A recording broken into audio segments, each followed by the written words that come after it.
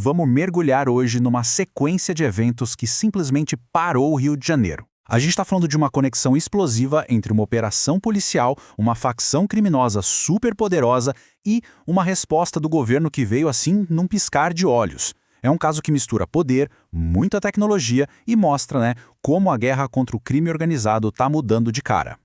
Para começar, eu quero mostrar um número. 121. É isso mesmo. Esse foi o número de mortos em uma única operação policial. Um número que, sozinho, já dá a dimensão da gravidade do que a gente vai analisar aqui. Então, tudo começou aqui. Esse foi o estopim. No dia 28 de outubro, uma mega operação nos complexos da Penha e do Alemão, lá no Rio, acabou com esse resultado impressionante, para dizer o mínimo. Ok, vamos aos detalhes para entender melhor. O nome era Operação Contenção. O lugar, Complexo da Penha e do Alemão, no Rio. A data, 28 de outubro de 2025. E o alvo, a facção Comando Vermelho, o CV. O resultado a gente já viu, 121 mortos, sendo 4 policiais e 117 civis. Isso tornou essa ação a mais letal da história do Brasil, mais até que o massacre do Carandiru. A pergunta que fica é, o que levou a uma operação desse tamanho?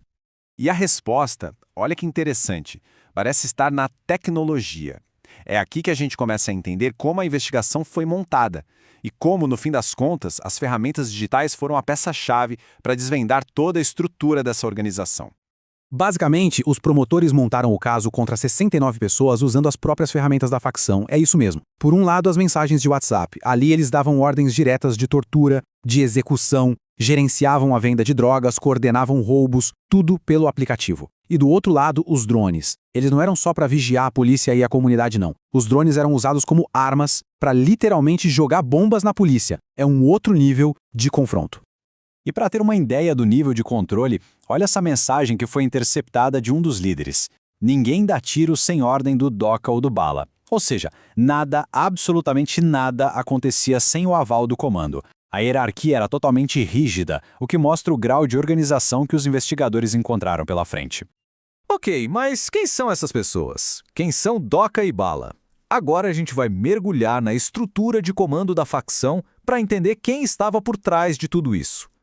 O relatório da promotoria desenhou um organograma bem claro. No topo de tudo, o líder, Edgar Alves de Andrade, o Doca ou Urso.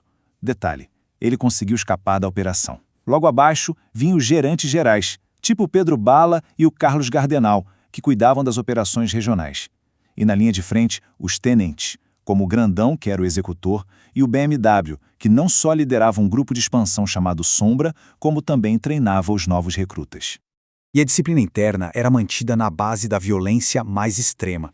Olha só o teor dessa mensagem do Gardenal, um dos gerentes. Ele estava ordenando a execução pública de um subordinado, um vapor, só porque o rapaz perdeu uma mercadoria. A mensagem dizia, o gerente vai executar ele na frente de geral, pelo WhatsApp. Uma ordem de execução pública, instantânea, sem a menor hesitação. E é importante entender que não se tratava só de tráfico de drogas, tá? A investigação mostrou que a facção era quase uma empresa do crime, bem diversificada. Eles tinham redes enormes de roubo de veículos e a suspeita forte era de que usavam a empresa de fachada para lavar o dinheiro. Era uma operação muito, mas muito complexa. Bom, o terremoto causado por essa operação não ficou só no Rio de Janeiro. A onda de choque chegou rapidinho em Brasília. E é para lá que a gente vai agora para ver a consequência política imediata de tudo isso. Olha só a velocidade com que as coisas aconteceram. Dia 28 de outubro, a Operação Contenção acontece no Rio. No dia seguinte, 29 de outubro, o presidente Lula sanciona uma nova lei, bem mais dura, contra o crime organizado. E no outro dia, 30 de outubro, a lei já está publicada no Diário Oficial. Foi uma coisa atrás da outra, mostrando uma conexão direta entre o que aconteceu no Rio e a resposta lá em Brasília. Tá, mas o que essa nova lei, a de número 15.245, muda na prática? Basicamente, 3 coisas principais. Primeiro, ela cria um novo crime, o de obstruir investigações contra o crime organizado, com uma pena pesada, de 4 a 12 anos de reclusão. Segundo, ela passa a criminalizar também quem contrata ou solicita algum crime de um membro de facção. E terceiro, ela amplia a proteção pessoal para policiais e outras autoridades que estão nessa linha de frente.